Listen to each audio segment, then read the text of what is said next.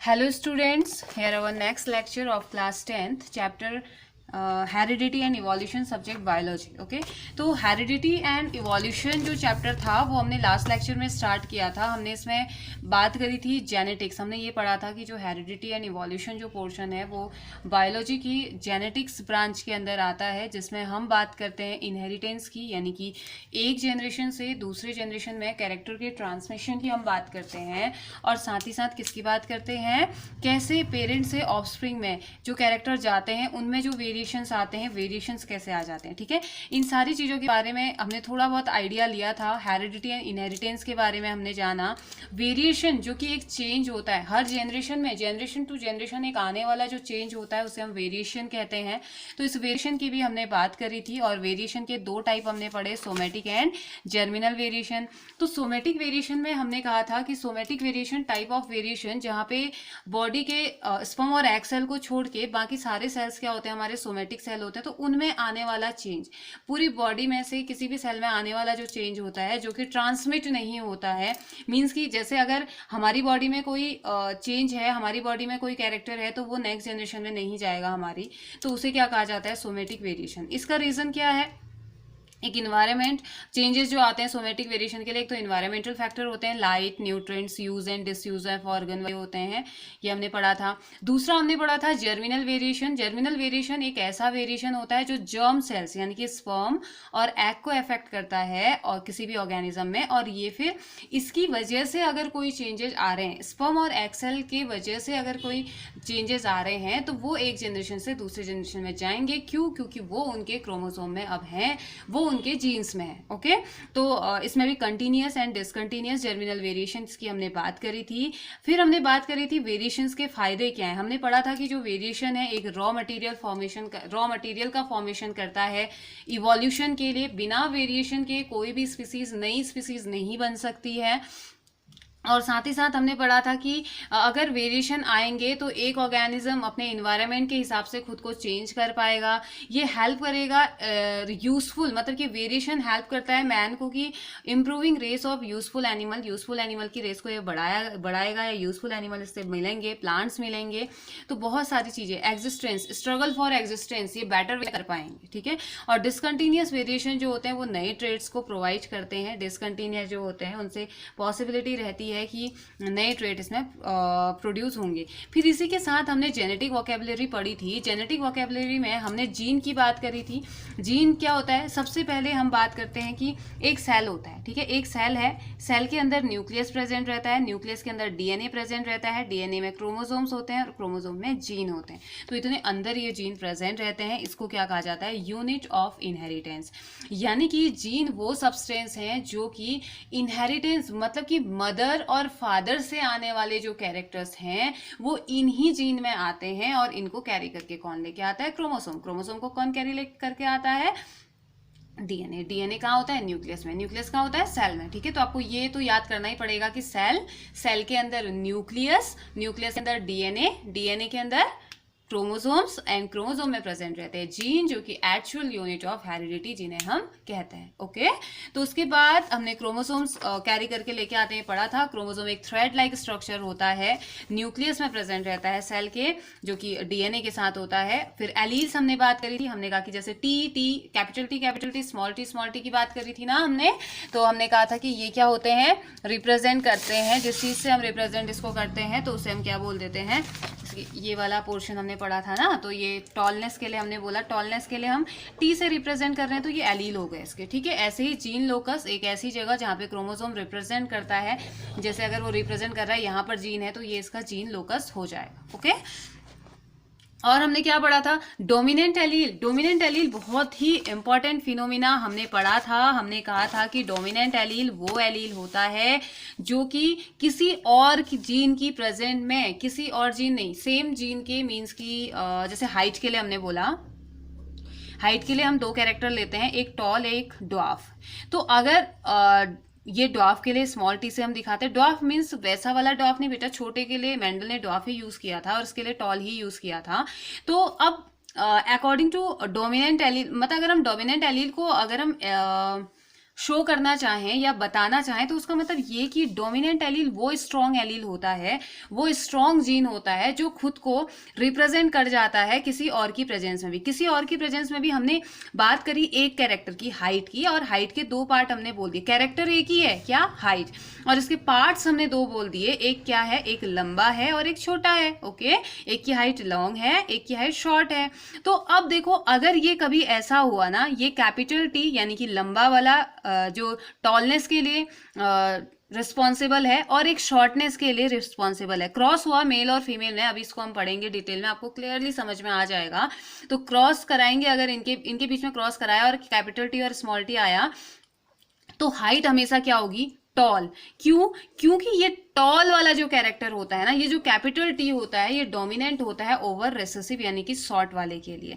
तो भले ही जीन दोनों के ही हैं, जीन दोनों ही हैं, लेकिन ये हमेशा लंबा पौधा या लंबा इंसान ही पैदा होगा जब तक कैपिटल टी इसके साथ रहेगा। और जब कैपिटल टी कैपिटल होगा, टी होगा, तब भी लंबाई होगा। लेकिन जब स्मॉल कब होगा, ड्वार्फ हाइट कब होगी, जब दोनों ही स्मॉल टी वाले होंगे। तो डोमिनेंट एलील वो एलील होता है जो किसी दूसरे कॉन्ट्रास्टिंग, अपने जैसे कॉन्ट्रास्टिंग ट्रेट वाले जीन के प्रेजेंट होने के बावजूद भी क्या करता है, खुद को रिप्रेजेंट करने की कैपेसिटी रखता है, उसे हम क्या बोल देते हैं, डोमिनेंट एलील। दूसरा आता है रेसेसिव एलील। अब देखो यहां पे कैपिटल टी डोमिनेंट और स्मॉल टी रेसेसिव। हम जो भी डोमिनेंट एलील होता है उसको कैपिटल लेटर से रिप्रेजेंट करते हैं, और जो रेसेसिव एलील होता है उसको हम स्मॉल लेटर से रिप्रेजेंट करते हैं।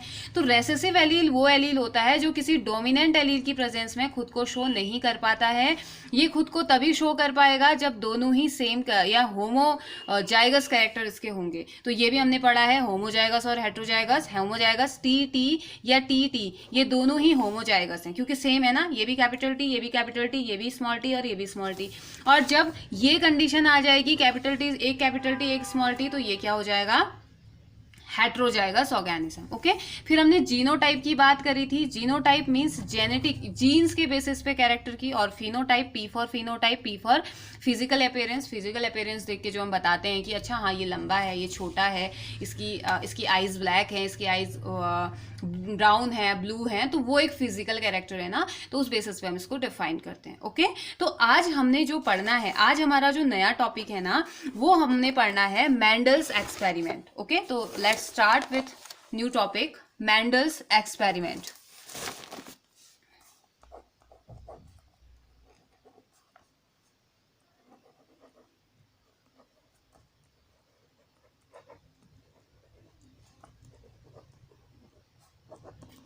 देखिए, अब मैंडल के एक्सपेरिमेंट्स पढ़ने से पहले जानते हैं कि मैंडल क्या है, मैंडल कौन है। ठीक है, तो मैंडल को कहा जाता है फादर ऑफ जेनेटिक्स। जो पोर्शन हम पढ़ रहे हैं, जेनेटिक्स जो पोर्शन हम पढ़ रहे हैं, हेरिडिटी एंड इवोल्यूशन जेनेटिक्स के अंदर आता है, हमने पढ़ा था ना, तो इसको फादर ऑफ जेनेटिक्स उसको कहा जाता है। ग्रेगर जॉन मैंडल नाम के एक साइंटिस्ट थे, उन्हें क्या कहा जाता है, फादर ऑफ जेनेटिक्स कहा जाता है। ठीक है, तो अब जो अगर हम मैंडल की लाइफ हिस्ट्री पढ़ने जाएं तो मैंडल एक बहुत गरीब फैमिली से बिलोंग करते थे।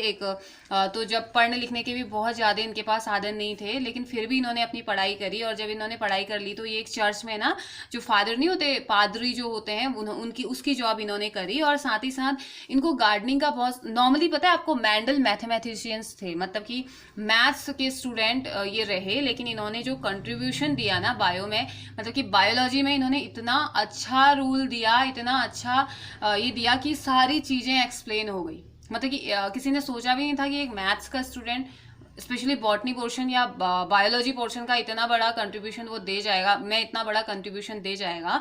तो लेकिन इनको ना गार्डनिंग का बहुत शौक था, ये मतलब गार्डनिंग, फ्लावर वगैरह लगाते रहते थे, बहुत ज़्यादा शौकीन इसके थे। तो ये नोट करते रहते थे उनमें आने वाले चेंजेस। तो एक दिन इन्होंने देखा कि मतलब जब ये गार्डनिंग करते थे तो इनके दिमाग में अचानक से बहुत सारी चीज़ें आती थी, और एक दिन अचानक से इन्होंने सोचा कि ऐसा क्यों होता है कि जैसे पेरेंट्स हैं वैसा ही जो इनका प्लांट का जो कोई प्लांट्स इन्होंने लगाए थे वैसा ही नया फ्लावर बन रहा है, या ऐसे क्या क्या चीज़ें हैं। जैसे पी प्लांट पे इन्होंने थोड़ा ज़्यादा ध्यान दिया था, पी प्लांट पे फिर आगे जाके एक्सपेरिमेंट भी किया। तो इनके कुछ ऑब्जर्वेशंस थे, और वो गार्डन से ही हुए, जब जो इन्होंने गार्डनिंग करी थी उसी से इनको बहुत सारी चीज़ें मिली वहाँ पे। फिर उसके बाद ये कहीं बाहर चले गए थे, फिर वहाँ पे भी उन्होंने जॉब करी और ऐसे ही गार्डनिंग करते रहे और धीरे धीरे गार्डनिंग करते करते इन्होंने बहुत बड़े और बहुत ही अच्छे अच्छे रूल बायो को दिए, जिन्होंने पूरी पूरी हिस्ट्री समझा दी, कैसे ट्रेड्स एक जनरेशन से दूसरे जनरेशन में जाते हैं, आखिर क्या होता है और कब मीन्स की अगर मैं आपको बताऊं तो कब ऐसा होता है कि एक एक पेरेंट अगर लंबा है, एक मतलब अगर मदर शॉर्ट है फादर लॉन्ग है, तो बच्चा अगर हाइट बच्चे की लॉन्ग है तो क्यों है, ये इन्होंने समझाया। मतलब आज तक सोचते सभी थे, लेकिन ये दिमाग में उनके आया कि आखिर ऐसा क्यों होता होगा। मैं इसके बारे में फाइंड करता हूँ, मैं इसके बारे में जानने की कोशिश करता हूँ। तो मेंडल के जो ये ऑब्जर्वेशन थे एक फाउंडेशन बन गए, मॉडर्न जेनेटिक्स का फाउंडेशन उभर के आया। इन्होंने इनहेरिटेंस और वेरिएशन को क्लियरली लिविंग बीइंग में क्लियरली समझा दिया। लेकिन अनफॉर्चुनेटली मेंडल को ना, जो मेंडल के जो ये ट्रेड्स थे, मेंडल के जो रूल्स थे, मेंडल की डेथ के बाद दुनिया ने देखे। मतलब मेंडल तो ये जान भी नहीं पाए कि उन्हें फादर ऑफ जेनेटिक्स कहा जाता है। मेंडल ये जान भी नहीं पाए कि उन्होंने कितना बड़ा रूल दिया है, कितने बड़े बड़े रूल्स मीन्स कि कितने अच्छे अच्छे रूल्स दिए हैं, कितना बड़ा कॉन्ट्रीब्यूशन उन्होंने बायो में किया है, वो जान ही नहीं पाए। इसके पीछे रीजंस ये थे कि मेंडल का खुद का सोचना था कि मैं तो एक मैथ्स वाला हूं, तो मेरी थ्योरीज को कौन एक्सेप्ट करेगा, ये उनका सोचना था। और साथ ही साथ इकोनॉमिक कंडीशन उनकी इतनी अच्छी नहीं थी कि वो जो उन्होंने बुक्स अपनी लिखी थी इससे रिलेटेड, वो बड़े पब्लिशर को हायर कर सके, इतनी अच्छी इकोनॉमिक कंडीशन थी नहीं। तो उन्होंने एक लोकल पब्लिशर को हायर किया जिसपे बुक्स इनकी ज़्यादा बिक नहीं पाई। तो पब्लिकेशन का भी तो असर पड़ता है ना, जैसे हम भी बुक्स लेते हैं तो पब्लिकेशन देखते हैं कौन से पब्लिकेशन की है। जैसे आप नॉर्मल जनरल नॉलेज देखते हैं तो आप देखते होंगे अरिहंत लें या क्या लें, तो ये सारी चीज़ें आप देखते होंगे। तो पब्लिकेशन जो पब्लिशर होता है उसका भी असर पड़ता है। तो अच्छा था नहीं, दूसरा कॉन्फिडेंस इनमें था नहीं और खुद ही श्योर नहीं थे। जब इनकी डेथ हो गई तो इनके बाद जो इनके कलीग्स थे उन्होंने इनकी लाइब्रेरी में देखा कि मेंडल ने बहुत सारे एक्सपेरिमेंट करे हुए हैं और बहुत सारी चीजें इन्होंने नोट की हुई है। तो उसके बाद ये सारी चीजें आई, लेकिन मेंडल के ही नाम से बताई गई, मेंडल के ही नाम से ये आई क्योंकि मेंडल ने ही ये सारी चीजें प्रूव करी थी। ठीक है, तो अब जो इसी वजह से इनकी क्योंकि इन्होंने एक फाउंडेशन मॉडर्न जेनेटिक्स में एक फाउंडेशन तैयार कर दिया था, स्टडी ऑफ हेरिडिटी को इन्होंने बहुत ईजी कर दिया था, तो इसी वजह से इनको क्या कहा जाता है, फादर ऑफ जेनेटिक्स। अब इन्होंने कैसे किया, ठीक है, इन्होंने क्या किया था ना, एक हाइब्रिडाइजेशन एक्सपेरिमेंट किया था गार्डन पी पे। अभी मैं बताऊंगी आपको ये क्या होता है, आपको बिल्कुल भी कंफ्यूज नहीं होना है, बस गार्डन पी याद रखिए। गार्डन पी मीन्स मटर, मटर तो सभी ने देखे हैं ना, मटर के पौधों पे इन्होंने एक्सपेरिमेंट किए थे। ठीक है, अब जो मटर के जो पौधे थे उसका मटर का साइंटिफिक नेम क्या होता है, मटर का साइंटिफिक नेम होता है Pisum sativum. Okay, P plant पे मेंडल का एक एक्सपेरिमेंट था। ठीक है, एक नहीं बहुत सारे एक्सपेरिमेंट थे। पी प्लांट जिसका कि साइंटिफिक नेम क्या होता है, पाइसम। बेटा ये ना आपका 1 मार्क्स में क्वेश्चन आता है, क्योंकि बहुत ज़्यादा पी प्लांट बहुत ज़्यादा इंपॉर्टेंट है जेनेटिक्स में, क्योंकि इसी में एक्सपेरिमेंट मेंडल ने किया था। SUM Pisum, SATIVUM Pisum sativum जो प्लांट था, जो पी प्लांट था, उस पे मेंडल ने एक्सपेरिमेंट किया था। अब एक्सपेरिमेंट पढ़ने से पहले हम जानते हैं कि मेंडल ने कौन कौन से ट्रेट या कौन कौन से कैरेक्टर लिए थे। ठीक है, प्लांट के, पी प्लांट के कौन कौन से, इन्होंने गार्डन में पी प्लांट लगाया और पी प्लांट लगाने का रीज़न ये था ना कि पी प्लांट बहुत जल्दी और ज़्यादा अमाउंट में मिल जाते हैं। आप पी प्लांट आपने लगाए होंगे, मटर लगाए होंगे, तो एक तो बाइसेक्सुअल होता है। ठीक है, बाइसेक्सुअल यानी कि मेल और फीमेल प्लांट पार्ट एक ही फ्लावर में होता है, पी प्लांट में ही हो जाएगा, होता है उसी में होता है। दूसरा ये कि ये सेल्फ पॉलिनेशन करते हैं और क्रॉस पॉलिनेशन भी करें तो खुद से ही, मतलब क्रॉस पॉलिनेशन सेल्फ पॉलिनेशन इनमें दोनों होता है। एनुअल प्लांट होते हैं, शॉर्ट लाइफ साइकिल होती है, मतलब कि अगर ह्यूमन बीइंग पे कोई एक्सपेरिमेंट करे तो क्या कभी सक्सेसफुल हो पाएगा, कोई कभी नहीं हो पाएगा, क्योंकि एक इंसान अपनी पूरी लाइफ हिस्ट्री में 2 या 3 जनरेशन, ज़्यादा से ज़्यादा 4 जनरेशन वो देखता है, तो 4 जनरेशन में तो कोई कंक्लूजन निकलेगा ही नहीं। तो पी प्लांट क्या होता है, एक शॉर्ट लाइफ साइकिल होती है, तो जल्दी जल्दी वो जनरेशन टू जनरेशन उसकी स्टडी कर पाए और इजीली, बहुत ज़्यादा हैंडलिंग की भी इसमें ज़रूरत नहीं पड़ती है, मेंटेनेंस की बहुत ज़्यादा ज़रूरत नहीं पड़ती है। पी प्लांट के अलग अलग कॉन्ट्रास्टिंग कैरेक्टर्स इनको मिल गए थे, तो वो कौन कौन से थे। ठीक है, उन्होंने 7 ट्रेट, अब ये क्वेश्चन भी आपका आता है कि पी प्लांट में कितने कैरेक्टर उन्होंने लिए थे। मेंडल ने 7 कैरेक्टर लिए थे। ठीक है, फर्स्ट कैरेक्टर जो था वो था स्टेम हाइट।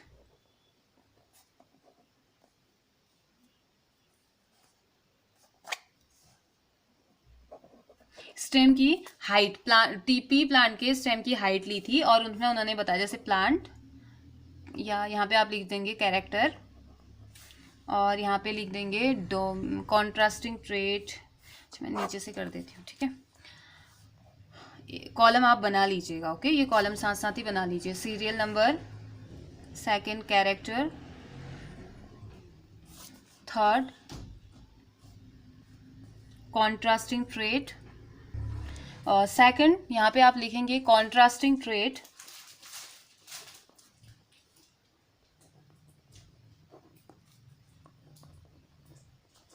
कॉन्ट्रास्टिंग ट्रेट में एक तो आ जाएगा डोमिनेंट, जो कि खुद को रिप्रेजेंट करने की कैपेबिलिटी रखता है। दूसरा आ जाएगा रेसेसिव, रेसेसिव वो कैरेक्टर जो कि डोमिनेंट, किसी डोमिनेंट एलील की प्रेजेंट में खुद को शो नहीं कर पाता है, ठीक है। तो ये हो गया। अब देखिए इन्होंने लिए थे 7 कैरेक्टर। फर्स्ट कैरेक्टर क्या था? फर्स्ट कैरेक्टर इन्होंने लिया था स्टेम की हाइट के बेसिस पे। इन्होंने कहा कि स्टेम की हाइट 2 तरीके की हो सकती है, एक वो टॉल हो सकता है, एक वो ड्वार्फ हो सकता है ना। इन दोनों पे इन्होंने एक्सपेरिमेंट किए। तो हाइट के बेसिस पे एक डोमिनेंट, और डोमिनेंसी कौन शो करेगा? टॉल शो करेगा। टॉल हमेशा डोमिनेंट होता है, यानी कि कभी भी टॉल और शॉर्ट का अगर आप क्रॉस कराएंगे, टॉल और शॉर्ट के बीच में कभी भी पॉलिनेशन अगर हम कराएंगे तो हमेशा टॉल वाला ही जो प्रोजेनी होगी वो प्रोड्यूस होगी, ठीक है। और ये क्या हो जाएगा? Dwarf, recessive dwarf. दूसरा इन्होंने लिया था फ्लावर कलर। फ्लावर कलर में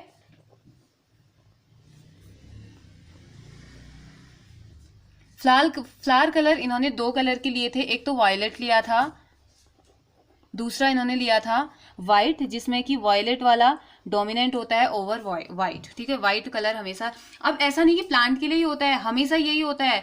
कोई भी 2 लोग है ना, 2 लोगों में जो हाइट ड्वार्फ छोटी वाली जो हाइट होती है वो हमेशा रेसेसिव होगी। वो तभी खुद को शो कर पाएगी दोनों उसके पास जब सेम जीन होंगे। जबकि टॉल हमेशा डोमिनेंट होगा, भले ही ह्यूमन की बात करें, किसी एनिमल की बात करें। ऐसे ही फ्लावर कलर में अगर कोई 2 कलर आ रहे हैं, ऐसे वायलेट और व्हाइट कलर के 2 कलर अगर आ रहे हैं, तो व्हाइट हमेशा रेसेसिव होगा। भले व्हाइट रेड के साथ हो, व्हाइट ब्लैक के साथ हो, व्हाइट किसी के भी साथ हो, व्हाइट हमेशा क्या होगा?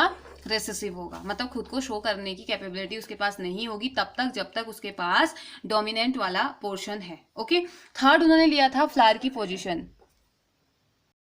तो थर्ड जो कैरेक्टर है वो है फ्लावर पोजीशन। फ्लावर की पोजीशन कहां पर है? Flower position, okay.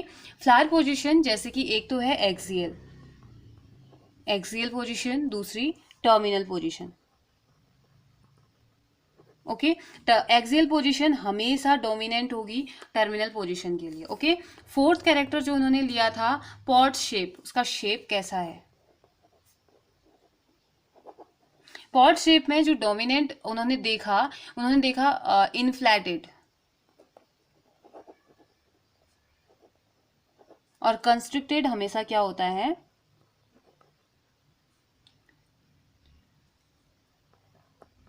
हमेशा रेसेसिव होगा। फिफ्थ कैरेक्टर जो उन्होंने लिया वो लिया था पॉट कलर, मतलब कि फ्लावर का कलर, ओके।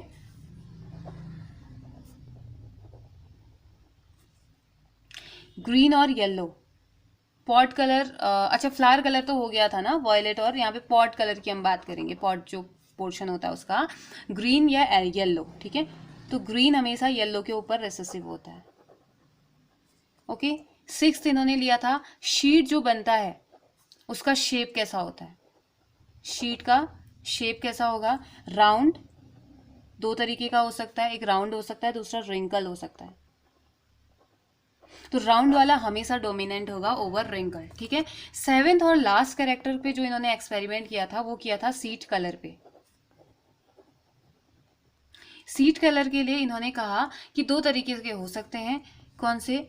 येलो और ग्रीन, जिसमें सीट कलर के लिए हमेशा येलो क्या होगा? डोमिनेंट होगा, जबकि ग्रीन क्या होगा? रेसेसिव होगा, ठीक है। आपको ये चीजें याद करनी होंगी।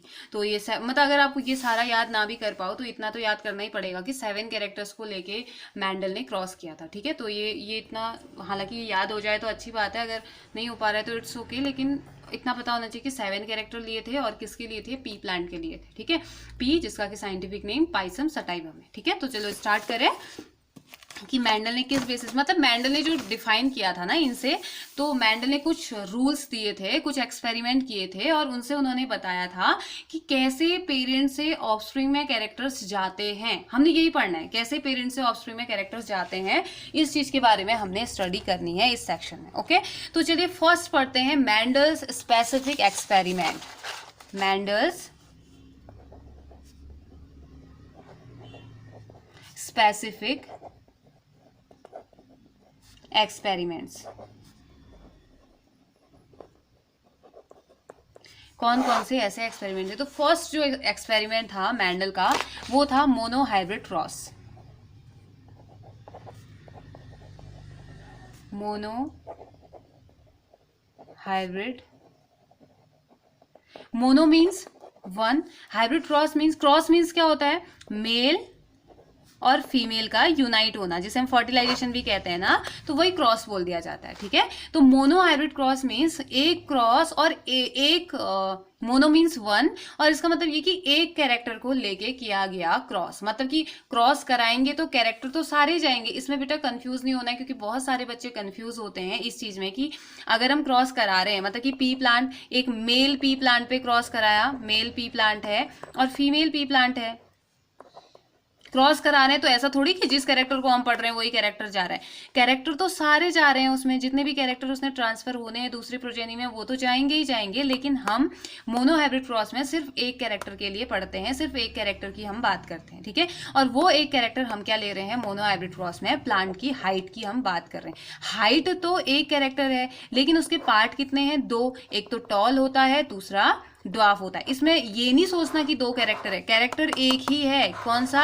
हाइट, कैरेक्टर एक है जिसे हम हाइट के नाम से जानते हैं, लेकिन उस हाइट के फिर दो पार्ट हैं। ठीक है, ऐसा नहीं कि दो कैरेक्टर हम ले रहे हैं, एक ही तो लिया ना, टॉलनेस या ड्वार्फनेस हाइट के ही तो बेसिस पे हम बोलते हैं। तो चलिए मोनोहाइब्रिड क्रॉस के बारे में बात करते हैं। तो मेंडल ने मोनोहाइब्रिड क्रॉस की जब बात करी थी तो उन्होंने सिर्फ एक कैरेक्टर को लेके ब्रीडिंग एक्सपेरिमेंट किए थे।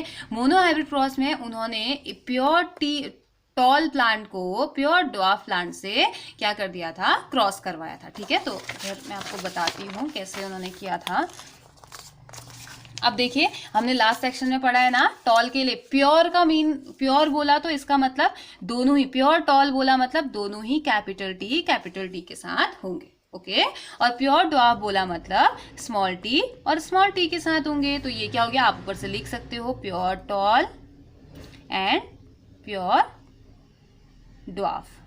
ओके, तो मेंडल ने अपने मोनोहाइब्रिड क्रॉस के लिए, मोनोहाइब्रिड क्रॉस को चेक करने के लिए, मतलब मेंडल के दिमाग में जो आ रहा था कि कैरेक्टर ऐसे ट्रांसमिट होते हैं, तो उन्होंने सोचा कि मैं क्या करता हूँ, ये एक्सपेरिमेंट के थ्रू प्रूफ करने की कोशिश करता हूँ, या मैं देख तो लूँ कि एक्सपेरिमेंट में ऐसा ही है या नहीं है। ठीक है, तो मेंडल ने क्या करा, प्योर टॉल, मतलब कि उन्होंने कुछ पी के प्लांट लिए जो कि लंबे थे और कुछ पी के प्लांट लिए जो कि छोटे थे। ठीक है, उन दोनों के बीच उन्होंने क्रॉस कराया या पॉलिनेशन कराया, और उन्होंने इसे क्या बोल दिया? ये पेरेंट तो हुए ना, ये मेल पेरेंट हो गया, ये फीमेल पेरेंट, या ये फीमेल ये मेल, एक ही बात है। ठीक है, आप किसी को भी कुछ भी लिखो, इससे फर्क नहीं पड़ने वाला, क्योंकि मेल और फीमेल वाला यहाँ पे हमने कुछ भी नहीं शो करना है। ठीक है, तो इसको क्या बोल देते हैं? Parental generation.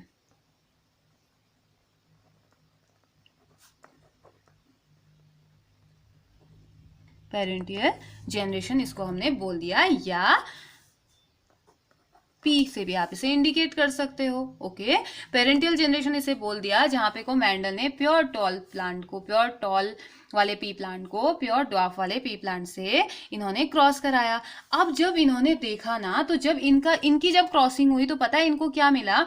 इन्होंने देखा कि फर्स्ट जनरेशन में इनको सारे के सारे टॉल प्लांट मिल गए। ठीक है, फर्स्ट जनरेशन ऐसा जनरेशन था जिसमें कि एक टॉल प्लांट का, अब देखो दो क्यों दिखाए हैं? क्योंकि हमने पढ़ा था कि ये एलील और जो जीन होते हैं हमेशा पेयर में होते हैं, लेकिन क्या एक ही चीज के लिए, वो एक ही ट्रेट के लिए है, हाइट के लिए, और दो तरीके से हम इसको शो करते हैं। ठीक है, तो इन्होंने कहा कि जब भी हम इसमें क्रॉस कराते हैं तो क्रॉस कराने के बाद जो फर्स्ट जनरेशन है, फर्स्ट जनरेशन हमेशा, फर्स्ट जनरेशन में सबके सब टॉल प्लांट पैदा हुए।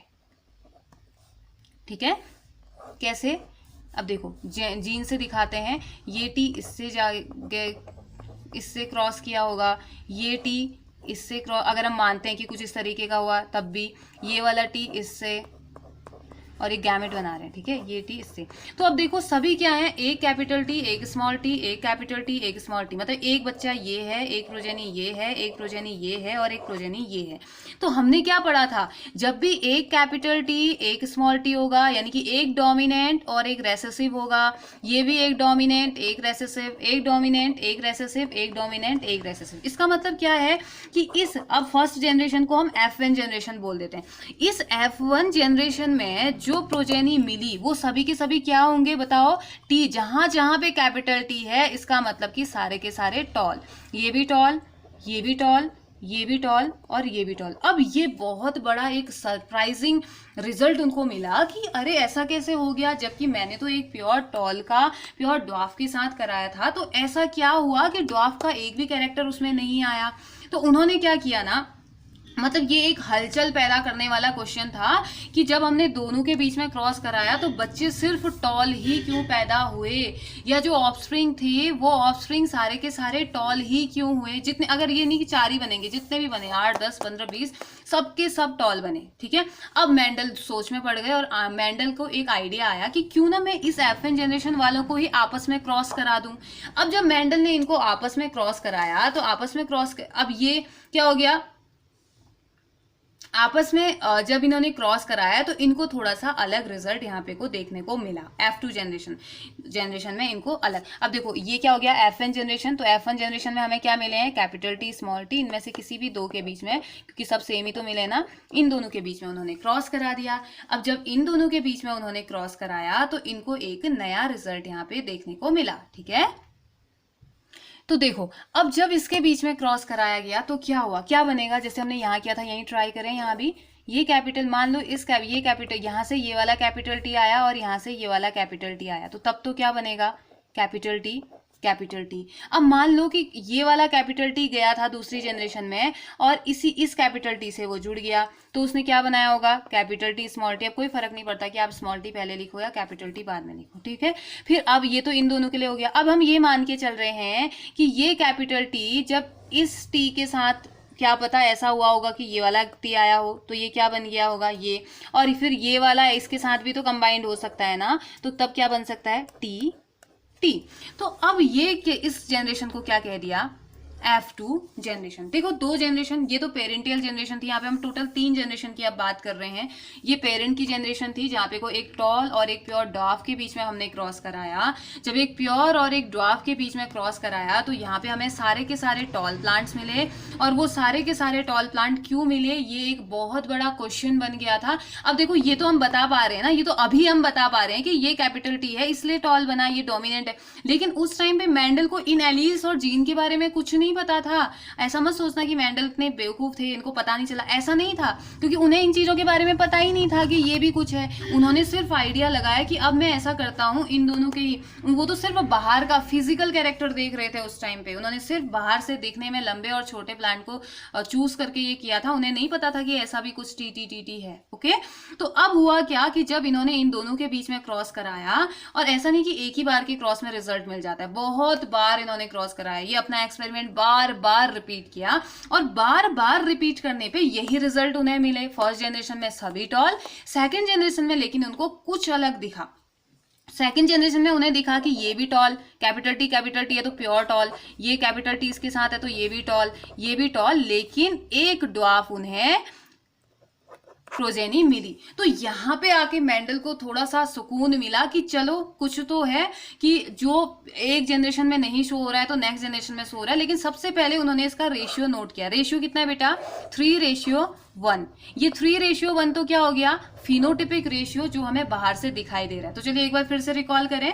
फर्स्ट जनरेशन में हमें क्या मिले थे, सारे के सारे टॉल मिले थे, तो फिर मेंडल ने सोचा कि एक बार इनका भी पॉलिनेशन करवा देता हूं। तो जब इनका पॉलिनेशन कराया तो यहाँ पे 3 टॉल और एक ड्वार्फ प्रोजेनी उनको मिली। तो अब यहाँ से, क्योंकि जीन्स के बारे में तो पता था नहीं उस टाइम पे, इन सारी चीजों के बारे में पता था नहीं, तो अब यहाँ पे से उन्होंने आइडिया लगाया कि यहाँ तो वो सोच रहे थे कि एक पेरेंट के कैरेक्टर क्या हो गए हैं, खत्म हो गए हैं, किसी प्रॉब्लम की वजह से खत्म हो गए। लेकिन बाद में उन्होंने देखा कि नहीं, एक जनरेशन में भले ही वो कैरेक्टर, एक पेरेंट का कैरेक्टर अपेयर नहीं हो रहा है, लेकिन वो मान लो कि ये दादाजी वाली जनरेशन है, ये उनके ये बच्चे हैं, ये बच्चे के मम्मी पापा हैं, और ये उनके दादाजी वाली जनरेशन है। ठीक है, तो ऐसा हुआ कि जो उसके दादाजी दादी वाली जो जनरेशन है, वहां से कुछ कैरेक्टर इनको यहाँ नहीं मिले, लेकिन उनके पास उस चीज के लिए कुछ स्पेशल फैक्टर्स थे जो कि अगली जनरेशन में उन्होंने खुद को शो कर दिया। मतलब कि मैंडल ने यहाँ से कंक्लूजन निकाला कि भले ही एक जनरेशन में कोई कैरेक्टर, किसी पेरेंट का कैरेक्टर शो नहीं हो रहा है, लेकिन नेक्स्ट जनरेशन में वो किसी भी जनरेशन में आके वो खुद को रिप्रेजेंट कर सकता है, खुद को शो कर सकता है। और इस चीज के लिए कुछ तो ऐसा होता है, कुछ फैक्टर ऐसे होते हैं जो एक जनरेशन से दूसरे जनरेशन में पेरेंट्स की बॉडी से ऑफस्प्रिंग की बॉडी में जाते ही रहते हैं। और हर एक जनरेशन में ऐसा नहीं कि मदर से फादर, मतलब कि मदर फादर के अपने बच्चों में गए, फिर उनके बच्चों से उनके उन मदर फादर के कैरेक्टर उनके बच्चों में, उनके ग्रैंड चिल्ड्रन में नहीं जाएंगे, ऐसा नहीं है। मेंडल ने कहा कि भले ही एक जनरेशन में वो शो नहीं हो रहे हैं, लेकिन नेक्स्ट जनरेशन में वो शो होंगे। इसका मतलब ये हुआ कि कहीं ना कहीं बॉडी के अंदर कुछ ऐसी चीजें होती हैं जो रिस्पॉन्सिबल होती हैं। ये भले ही जनरेशन 80 साल की हो, 100 साल की हो, कितने साल की हो, वो कहीं ना कहीं पहुंचता ही पहुंचता है। ठीक है, कभी ना कभी वो पहुंचता ही पहुंचता है। तो उस टाइम पे मेंडल को नहीं पता था कि ये फैक्टर क्या है। फिर धीरे धीरे बाद में मेंडल के लिए वो फैक्टर ही थे, लेकिन बाद में धीरे धीरे, आई थिंक 1900 या 1909, इन दोनों में से एक डेट है, मैं भूल रही हूँ, तो इसके आसपास एक साइंटिस्ट आए थे, उन्होंने बताया कि ये जो मेंडल ने जिन्हें फैक्टर कहा है, वही क्या है, जीन्स हैं। मेंडल के फैक्टर्स को बाद में अब हम किस नेम से जानते हैं, जीन नेम से जानते हैं, जिन्हें की हेरिडिटी की यूनिट कहा जाता है। ठीक है, तो इतना आया ना समझ में। मेंडल का मोनोहाइब्रिड क्रॉस यही था, जहां पे उसने बताया कि फर्स्ट जनरेशन में सभी के सभी एक ही टेल, मतलब एक ही टॉल वाले मिले थे, मतलब डोमिनेंट कैरेक्टर ही मिले थे, और दूसरी जनरेशन में उनको डॉर्फ मिले थे। ठीक है, तो यहाँ से उनका एक रूल तो उन्होंने ये बताया। साथ ही साथ अगर इसके, अब मैं इसी के साथ साथ आपको इसका फिनोटिपिक रेशियो निकालना भी बता देती हूँ। ठीक है, सॉरी, फिनोटिपिक रेशियो तो निकाल दिया, 3 टॉल है तो 3 लिख दिया, 1 डॉर्फ है तो 1 लिख दिया, बस फिनोटिपिक रेशियो हमारा हो गया। बाहर से देखने के बेसिस पे हमने बता दिया, 3 लंबे हैं, 1 छोटा है, तो 3:1। अब इसका जीनोटिपिक रेशियो कैसे निकालते हैं? देखो, जीनोटिपिक रेशियो कैसे निकालेंगे, पहले देखिए कि कैपिटल टी वाले कितने हैं। एक ही तो है ना, कैपिटल टी वाला, तो 1 लिख दीजिए। और 1 कैपिटल टी 1 स्मॉल टी वाले कितने हैं, 1 2 है, तो यहाँ पे 2 लिख दीजिए। और स्मॉल टी वाले कितने हैं, 1। तो यानी कि मेंडल का जो मोनोहाइब्रिड क्रॉस था, और ये मोस्ट इंपॉर्टेंट क्वेश्चन, ये तो सबसे ज्यादा इंपॉर्टेंट क्वेश्चन है, ये दोनों ही। मेंडल का जो मोनोहाइब्रिड क्रॉस था, उसमें जीनोटिपिक रेशियो और फिनोटिपिक रेशियो क्या था। ये तो गलती से भी मत सोचना कि ये टॉपिक हम छोड़ देंगे, ये टॉपिक आएगा ही आएगा आपके एग्जाम में, यहाँ नहीं आएगा तो कहीं और आएगा, 10th में तो आएगा ही आएगा। ठीक है, ये टॉपिक तो आप छोड़ ही नहीं सकते हो। इस जो मेंडल वाला जो टॉपिक है, इससे आप एक भी क्वेश्चन नहीं छोड़ सकते।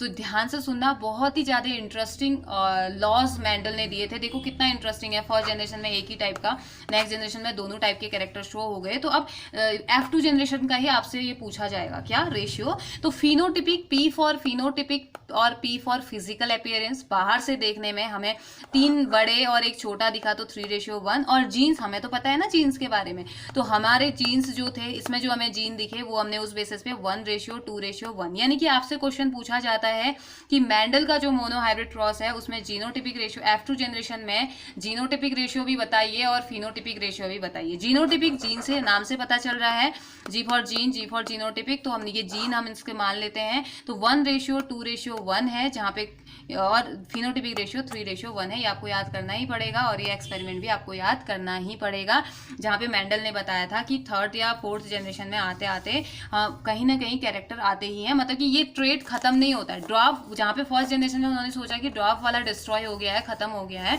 तो ऐसा नहीं होता है। वो इसमें था, देखो था ना, स्मॉल टी ड्वार्फ के लिए कौन सा है, जीन है, स्मॉल टी तो है, सब में प्रेजेंट है। देखो स्मॉल टी यहाँ भी प्रेजेंट है, यहाँ भी प्रेजेंट है, यहाँ भी प्रेजेंट है, यहाँ भी प्रेजेंट है, लेकिन खुद को शो नहीं कर पाया। क्यों? क्योंकि वो रेसेसिव था। यही तो पढ़ते हुए आ रहे हैं हम, रेसेसिव है, खुद को शो नहीं कर पाए। टी, कैपिटल टी स्ट्रॉन्ग था, तो इसने अपने ही कैरेक्टर शो कर दिया, जबकि सब में स्मॉल टी है।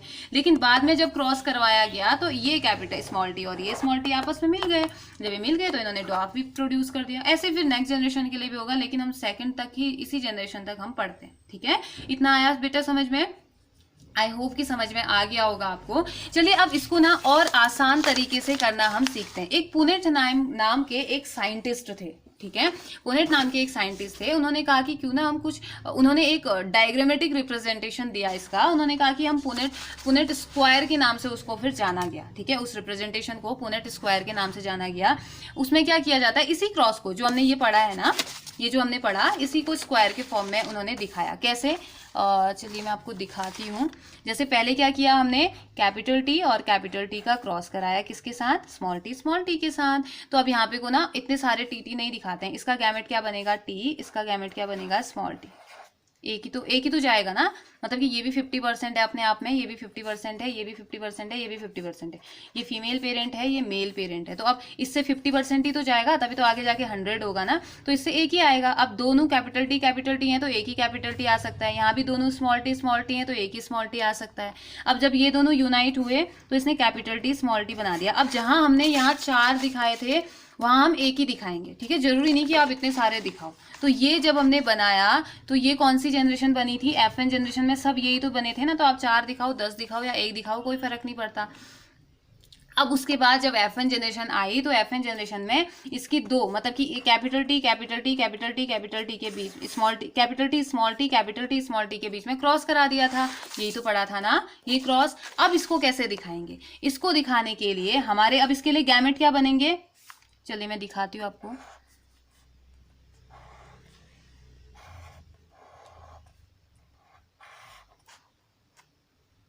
एक स्क्वायर आपने बनाना है,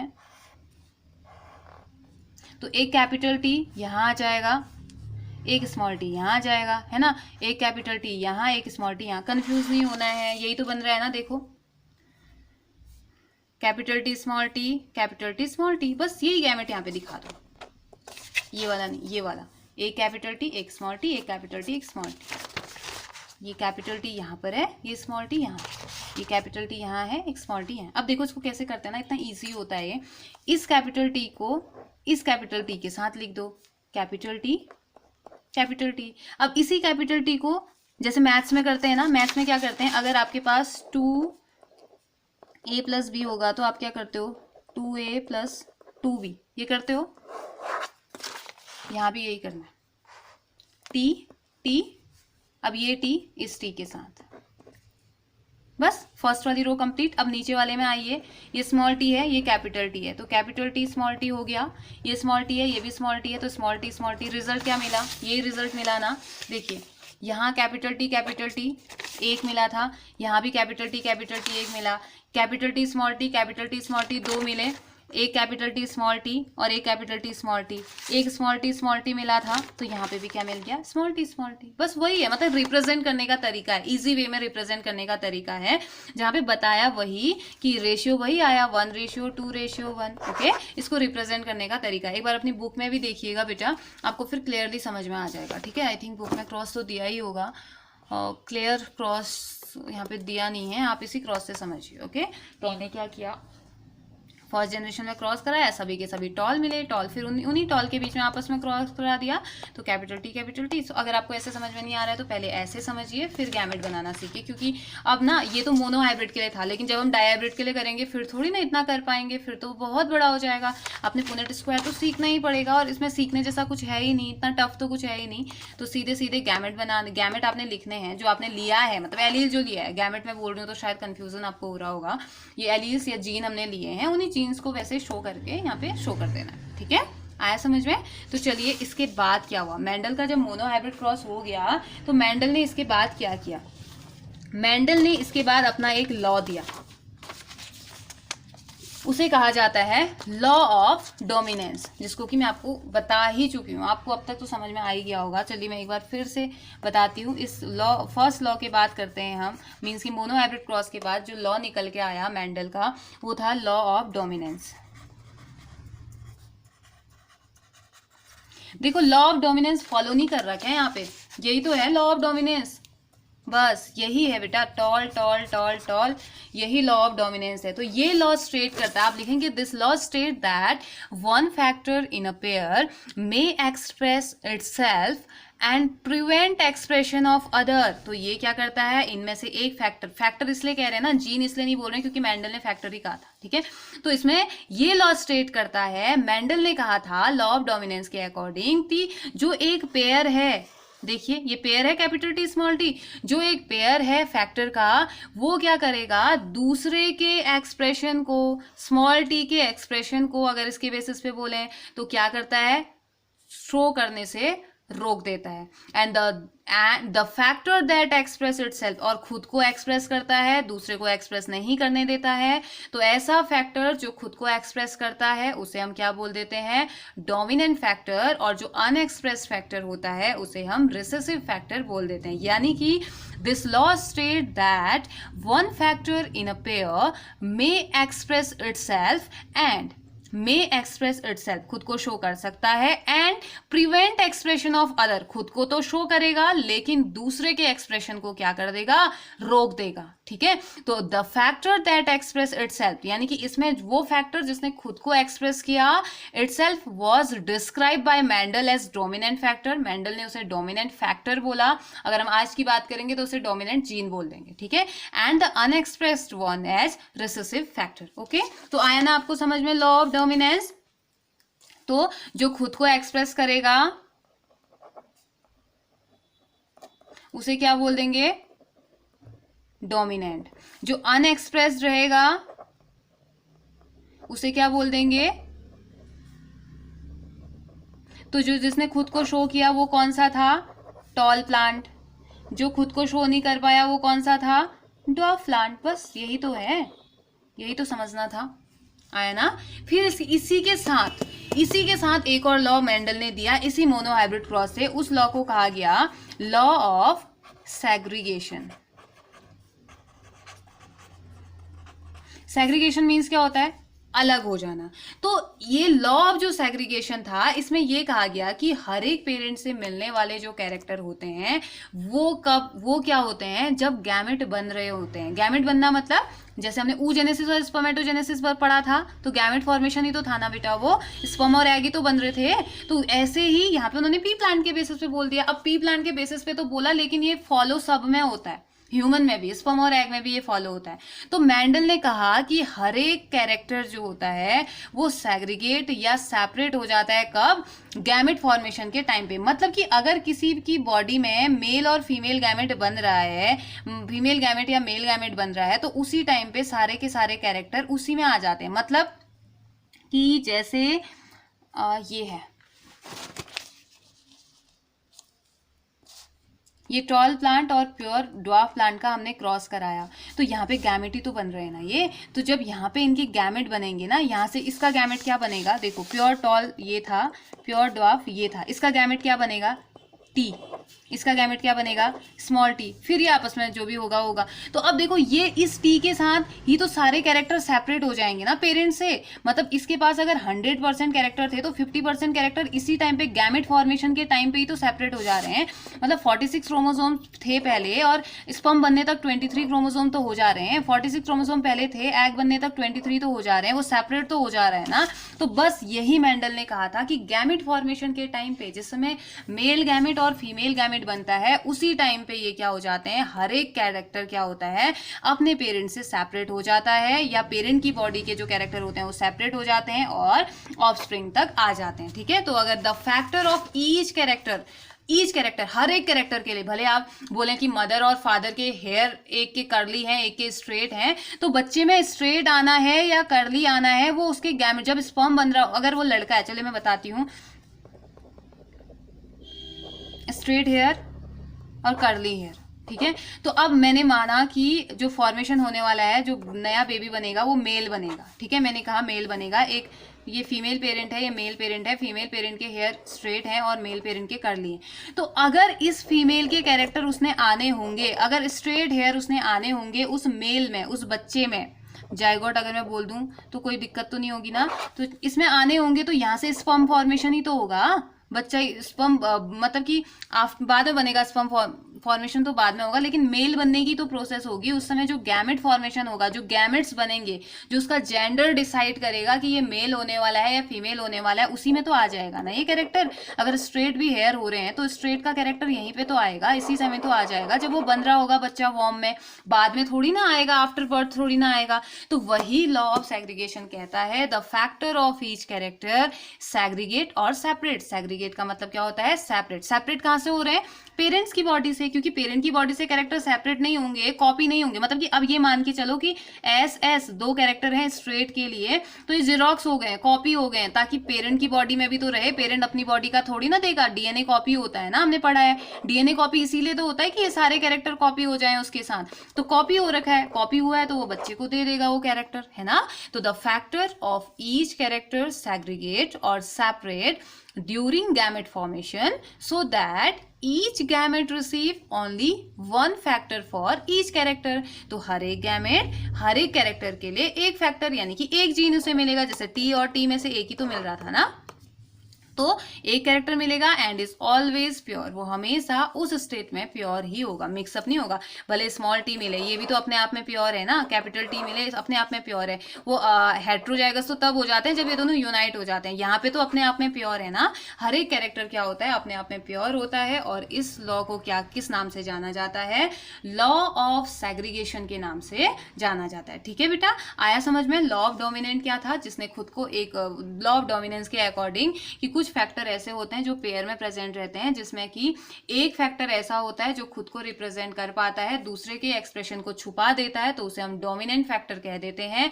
दूसरा जो डोमिनेंट की प्रेजेंस में खुद को शो नहीं कर पाता है तो उसे हम रिसेसिव कह देते हैं, और यानी कि अनएक्सप्रेस्ड होता है। दूसरा लॉ उन्होंने इसी के बेसिस पे दिया था, law of segregation. Law of segregation में उन्होंने कहा कि कैरेक्टर तो ठीक है, जो भी आएंगे आएंगे, लेकिन इन कैरेक्टर्स का बंटवारा अगर मैं बोलूं, सेपरेशन जो होता है वो कब हो जाता है? गैमेट फॉर्मेशन के टाइम ही हो जाता है। तो आप यही डेफिनेशन लिखिए जो मैं आपको बता रही हूँ। The factor of each character segregate और separate during gamete formation so that each gamete receive only one factor for each character and is always pure।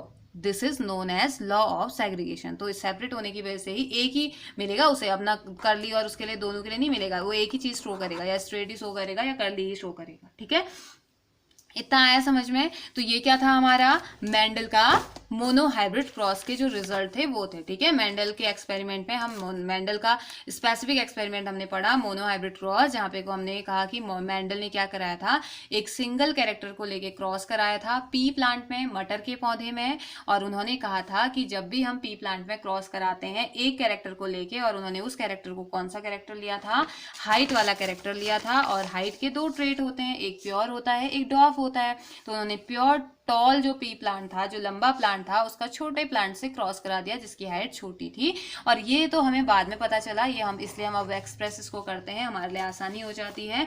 तो इनके बीच में जब उन्होंने क्रॉस कराया तो टॉल प्लांट फर्स्ट जनरेशन में उनको मिले, यानी कि जो इनकी प्रोजेनी मिली एफएन जनरेशन से उसको हम इंडिकेट करेंगे, और वो एफएन जनरेशन में सभी के सभी क्या मिले?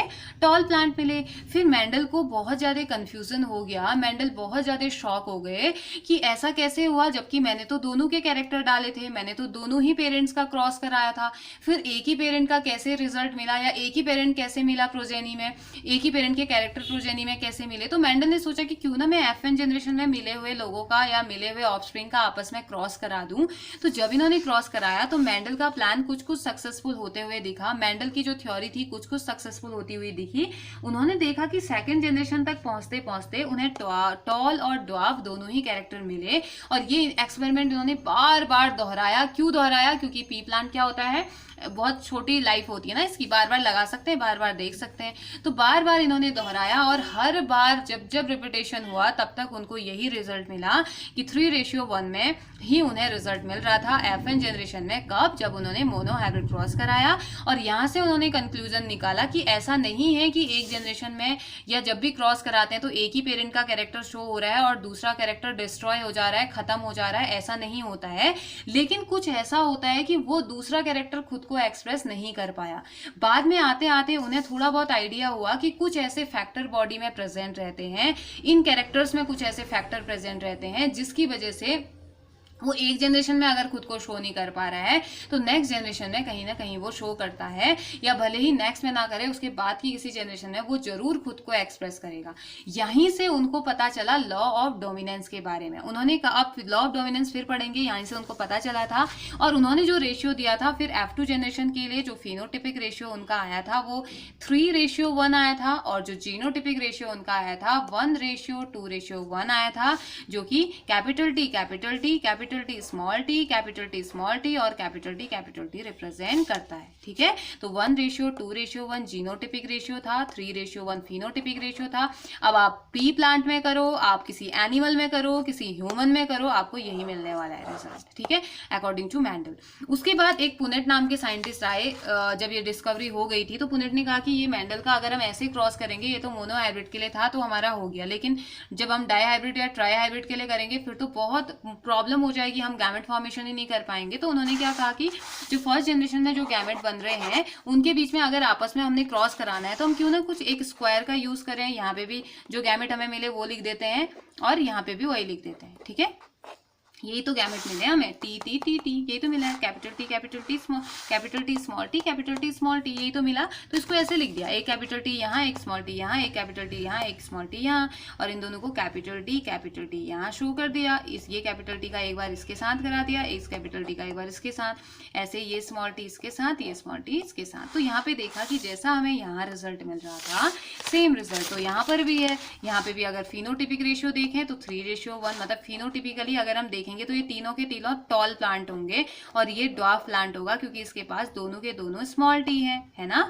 तो और जब जीनोटिपिकली जीन के बेसिस पे अगर हम देखते हैं तो हमने देखा कि ये किस बेसिस पे आए, 1:2:1, यानी कि एक लंबा एक प्योर टॉल, और ये क्या हो गया बेटा, ये तो होमोजाइगस ट्रॉल हो गया। ठीक है, क्यों, क्योंकि दोनों ही कैपिटल टी है। ये क्या हो गया, हेट्रोजाइगस ट्रॉल, हालांकि क्योंकि ये भी तो टॉल ही है ना, लेकिन हेट्रोजाइगस, एक कैपिटल टी एक स्मॉल टी के साथ है। और ये क्या हो गया, ड्वार्फ स्मॉल टी के साथ। ठीक है, तो अब जब ये एक्सपेरिमेंट हो गए तो इन एक्सपेरिमेंट के होने के बाद मैंडल को क्या पता चला, मैंडल को लॉ ऑफ डोमिनेंस के बारे में पता चला। ठीक है, मैंडल का लॉ ऑफ डोमिनेंस कहता है कि जब भी हम क्रॉस कराते हैं तो क्रॉस कराने के बाद हमने देखा कि FN जनरेशन तो खुद को एक्सप्रेस FN जनरेशन में जो एक्सप्रेशंस आ रहे हैं वो एक ही पेरेंट के कैरेक्टर आ रहे हैं, जबकि F2 जनरेशन तक पहुंचते पहुंचते हमें दोनों ही पेरेंट के, भले ही रेशियो कुछ भी हो लेकिन दोनों ही पेरेंट के कैरेक्टर हमें मिल रहे हैं, ऐसा मैंडल ने कहा।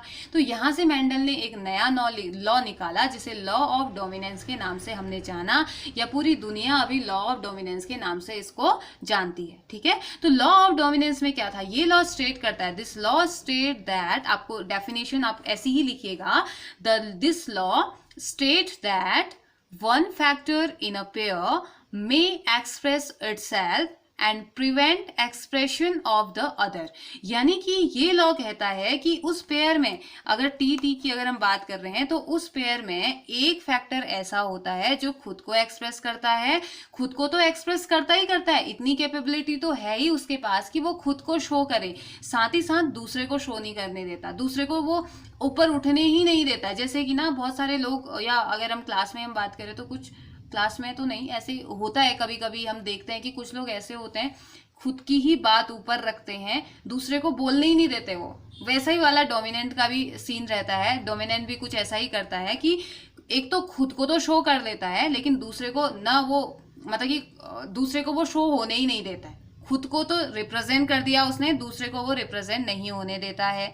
द फैक्टर, तो क्या लिखेंगे, this law states that one factor in a pair may express itself and prevent expression of the other. ठीक है, द फैक्टर, अब वो फैक्टर जिसने खुद को एक्सप्रेस किया उसे क्या बोल देंगे, डोमिनेंट फैक्टर। जैसे कि इस मोनो हाइब्रिड क्रॉस के अकॉर्डिंग डोमिनेंट फैक्टर कौन हो गया, टॉल प्लांट हो गया। ठीक है, जो हमने टॉल पी प्लांट दिया था वो डोमिनेंट फैक्टर हो गया, जिसका कि कैपिटल टी से जिसको हमने इंडिकेट किया। ओके, और दूसरा the unexpressed one as recessive factor, यानी कि the factor that express itself was described by Mendel as dominant factor, Mendel ने उसे डोमिनेंट फैक्टर कह दिया जो खुद को एक्सप्रेस कर रहा है, एंड द अनएक्सप्रेस्ड वन, वो दूसरा फैक्टर जो कि खुद को एक्सप्रेस नहीं कर पाया, उसे हमने क्या बोल दिया, रेसेसिव फैक्टर हमने उसे बोल दिया। ठीक है, यानी कि रेसेसिव फैक्टर्स वो फैक्टर होते हैं जो खुद को रिप्रेजेंट करने की कैपेबिलिटी नहीं रखते हैं। कब? जब वो किसी डोमिनेंट के पास हो, क्योंकि डोमिनेंट कभी उसको शो होने ही नहीं देगा। हाँ, ऐसा लेकिन नहीं है कि रेसेसिव कभी खुद को शो नहीं करेगा, क्योंकि सेकंड जनरेशन में हमने देखा ना, उसने खुद को शो किया। वो खुद को शो करता है कब? जब दोनों ही जीन, मतलब कि मेल से भी और फीमेल से भी आने वाले सेम ही हो, होमोजाइगस कंडीशन में। कोई भी रेसेसिव कैरेक्टर भले डिजीज के बेसिस पे हो, भले किसी कैरेक्टर के बेसिस पे हो, वो खुद को तभी शो कर पाता है जब वो होमोजाइगस कंडीशन में हो। होमोजाइगस कंडीशन मतलब सेम जीन, जैसे स्मॉल टी होगा तो उसे होमोजाइगस कंडीशन बोलेंगे, और हमेशा रेसेसिव को हम स्मॉल लेटर से डिनोट करते हैं। तो अगर मेल से भी स्मॉल टी आया, फीमेल से भी स्मॉल टी आया, तो वो क्या बनाएगा? ड्वार्फ ऑफस्प्रिंग उसका बनाएगा। ठीक है, तो वो अनएक्सप्रेस जो होता है, जो डोमिनेंट की प्रेजेंस में खुद को, मतलब अगर एक कैपिटल टी और एक स्मॉल टी होगा तो कैपिटल टी हमेशा डोमिनेंट रहता है, मतलब कि टॉल ही पैदा होगा, कुछ कर लो टॉल ही प्लांट बनेगा। ठीक है, तो एक कैपिटल टी और एक स्मॉल टी होगा तो स्मॉल टी कभी भी खुद को शो नहीं कर पाएगा। उस जनरेशन में तो वो बिल्कुल शो नहीं कर पाने वाला है। तो ये क्या होता है हमारा लॉ ऑफ डोमिनेंस। अब लॉ ऑफ डोमिनेंस भी मेंडल ने समझा दिया था, तो उसके बाद मेंडल ने कहा कि अब बात आई कि मेंडल के खुद के ही दिमाग में ये बात आई कि मैं ये कह तो रहा हूँ कि लॉ ऑफ डोमिनेंस है, आ गया कैपिटल टी हुआ, मतलब कि ये टॉल कैरेक्टर है, ये ड्वार्फ कैरेक्टर है, ये आया, ये कह तो रहा हूँ, लेकिन ये कैरेक्टर आते कैसे होंगे, आते कहाँ से हैं? तो फिर मेंडल ने एक और डिस्कवरी इसके लिए की, एक और लॉ इसके लिए दिया, जैसे कि हम आज लॉ ऑफ सेग्रीगेशन के नाम से जानते हैं। ठीक है, तो जो लॉ ऑफ सेग्रीगेशन था वो क्या बोलता है? सेग्रीगेशन का मतलब होता है अलग हो जाना। ठीक है, अलग, सेपरेट हो जाना। तो the factor of each character segregate और सेपरेट ड्यूरिंग गैमेट फॉर्मेशन। अब गैमेट फॉर्मेशन हमने पढ़ा है कि कैसे स्पर्म का फॉर्मेशन होता है, कैसे एग का फॉर्मेशन होता है, या गैमेट कैसे बनते हैं। डीएनए रेप्लिकेशन हमने बात करी थी कि डीएनए अपनी एग्जैक्ट कॉपी बनाता है। पेरेंट का डीएनए जब भी फर्टिलाइजेशन होता है, जब भी जाइगोट बन रहा होता है, तो पेरेंट्स का डीएनए क्या करते हैं? दोनों पेरेंट के डीएनए जीरोक्स कॉपी बनाते हैं अपने, तो उसके डीएनए का खुद को ही बनाना रेप्लिकेशन, डीएनए रेप्लिकेशन उसे कहा जाता है। तो डीएनए जब खुद को जीरोक्स कर रहा होता है तो उसके साथ सारे के सारे कैरेक्टर उसके क्या होते हैं, मतलब कि अगर उसका स्ट्रेट हेयर है, स्ट्रेट हेयर वाला एक जीन उसके पास प्रेजेंट है, तो अब कॉपी हो जाएगा तो दो जीन उसके पास प्रेजेंट हो जाएंगी, दो पेयर उसके पास प्रेजेंट हो जाएंगे। तो अब उसी टाइम पे क्या होता है, कब होता है? ये जाइगोट फॉर्मेशन के टाइम पे ही ये हो रहा होता है, फर्टिलाइजेशन के टाइम पे ही ये हो रहा होता है। तो उस टाइम पे क्या हो जाता है, ये गैमेट फॉर्मेशन के टाइम पे ये जो कैरेक्टर हैं वो सेपरेट हो जाते हैं पेरेंट से और खुद को शो करने ये लगते हैं। हर एक गैमेट क्या करता है? सिर्फ एक ही कैरेक्टर, एक ही फैक्टर को, एक कैरेक्टर के लिए एक ही फैक्टर को रिसीव करता है। मतलब कि अगर टी एक पेरेंट के पास था, स्मॉल टी एक पेरेंट के पास था, तो इससे ये एक ही टी लेगा, दो टी नहीं लेगा, और इससे भी एक ही स्मॉल टी लेगा, दो के दो नहीं लेगा। फिर ये आपस में जाके यूनाइट हो जाएंगे तो ये भी पेयर में आ जाएंगे। मतलब हमने, आप कह रहे होगे मैम तो कह रही थी कि हमेशा पेयर में होता है, ये अलग हो गया, ये तो गैमेट है। ठीक है, जब ये बन जाएगा तो इस फॉर्म में, तब पेयर फॉर्म में ये होना चाहिए। जब भी गैमेट बनेंगे तो इन दोनों में से एक ही कैरेक्टर को ये रिसीव करेगा, ना कि दोनों को, क्योंकि अगर दोनों को करेगा तो फिर तो प्रॉब्लम हो जाएगी ना, टी यहाँ से भी टी, फिर तो चार हो जाएंगे, ऐसा तो पॉसिबल ही नहीं है, हो ही नहीं सकता है। तो इसीलिए यहाँ से टी और यहाँ से भी एक टी आएगा, मतलब कि 50-50% कैरेक्टर उनके आ जाएंगे। ये इसके भी 50% कैरेक्टर इसमें होंगे, इसके भी 50% कैरेक्टर इसमें होंगे, तो दोनों के 50-50 कैरेक्टर आएंगे और 100% इसे बना देंगे। डिपेंड करता है कि फिर शो वो कैसे कर रहा है, खुद को कैसे वो रिप्रेजेंट कर रहा है। ठीक है, तो इसमें आप क्या लिखेंगे? The factor of each character, हर एक कैरेक्टर के फैक्टर। कैरेक्टर के फैक्टर का मीनिंग क्या था? जीन। मेंडल उन्हें जीन नहीं कह पाए, मेंडल को पता नहीं चला, लेकिन बाद में जब साइंटिस्ट आए तो उन्होंने उसको जीन नेम दिया।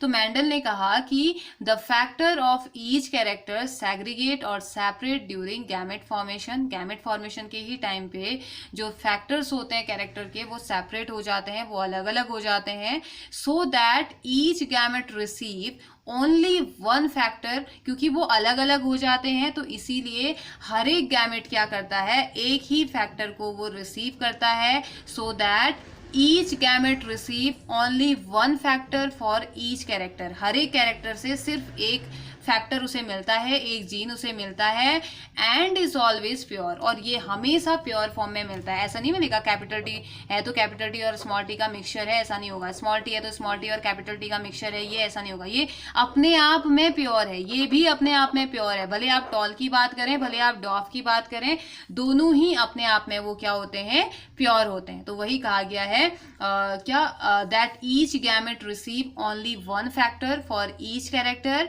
And always pure, this is known as law of segregation. तो इसी लॉ को लॉ ऑफ सेग्रीगेशन कहा जाता है। हालांकि law of segregation, law of dominant बहुत बड़े बड़े लॉ हम कह सकते हैं, जो कि आपके कोर्स में इतना ज़्यादा नहीं है, आपको इतना ही पढ़ना होता है। बाकी अगर आप आगे पढ़ेंगे तो फिर आप बाद में इसको पढ़ेंगे।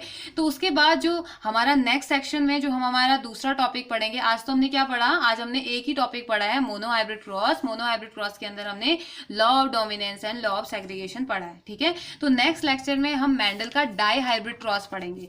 डाई हाइब्रिड का मतलब होता है, पहले तो एक ही हाइट के बेसिस पे लिया, अब हम दो कैरेक्टर लेंगे। दो कैरेक्टर क्या क्या ले सकते हैं, जैसे कि दो कैरेक्टर के बेसिस पे हम येलो और ग्रीन कलर ले सकते हैं। फ्लावर कलर के बेसिस पे हम बात कर सकते हैं इसमें, जहाँ पे को हम ये मान के चलेंगे कि जो एक हमने येलो कलर लिया और एक दूसरा हमने कहा कि शेप राउंड है, ठीक है। दो कैरेक्टर में हम क्या क्या लेंगे, एक तो फ्लावर का शेप लेंगे, शेप कहेंगे कि राउंड है, राउंड और रिंकल, इसके दो पार्ट हो गए। ये तो एक ही कैरेक्टर हुआ ना फिर, लेकिन कैरेक्टर तो एक ही हुआ, आप बोल रहे हो शेप हुआ एक कैरेक्टर, शेप के दो पार्ट हैं क्या, राउंड और रिंकल। और दूसरा कैरेक्टर हम क्या लेंगे, कलर। कलर कैसा है, येलो है या ग्रीन है, जहां पे येलो डोमिनेंट होता है उसकी हम बात करेंगे, ठीक है। तो हम अपने नेक्स्ट लेक्चर में पढ़ेंगे। और इसके लिए भी फिर एक इसी के बेसिस पे डाई हाइब्रिड क्रॉस से एक नया लॉ मेंडल ने निकाला था, जिसे कि हम लॉ ऑफ इंडिपेंडेंट एशॉर्टमेंट के नाम से जानते हैं, ये हम पढ़ेंगे। और how do traits get express, कैसे ट्रेड दूसरे जनरेशन में एक्सप्रेस होते हैं, पेरेंट्स के जो ट्रेड हैं वो बच्चों में कैसे एक्सप्रेस होते हैं, और कैसे जीन कंट्रोल करता है ट्रेड को, और ब्लड ग्रुप कैसे इनहेरिटेड होता है, और सेक्स डिटर्मिनेशन। आपके पास इतने ही टॉपिक इस चैप्टर में आपने पढ़ने हैं। इवोल्यूशन वाला टॉपिक आपका हट चुका है, तो नेक्स्ट लेक्चर में हम ये सारी चीजें देखते हैं, कितनी सारी चीजें हो पाती हैं, तो हम ये पढ़ेंगे, ओके। तो तब तक के लिए इसे पढ़िए, रिवाइज कीजिए, कोशिश कीजिए क्रॉस करने की, और जो समझ में नहीं आता है वो पूछ लीजिए, okay. Have a nice day.